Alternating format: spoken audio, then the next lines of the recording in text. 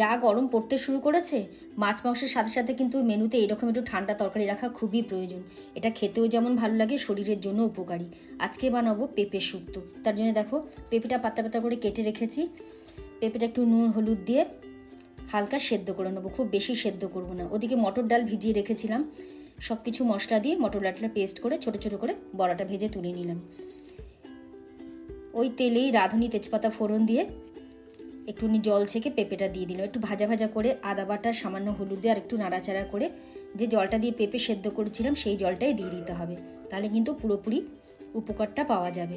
এইবার 1 চামচ ময়দা গুলে আর একটু জল দিয়ে ভাজা বড়াগুলো দিয়ে একটু ফুটতে দেবো। ব্যাস, খুব ভালো মতো ফুটে গেলে সামান্য একটু চিনি দিয়ে আর নামানোর আগে 1 টেবিল চামচ ঘি দিয়ে নামিয়ে নিলেই রেডি দারুণ স্বাদের বড়া দিয়ে পেঁপে শুক্তো।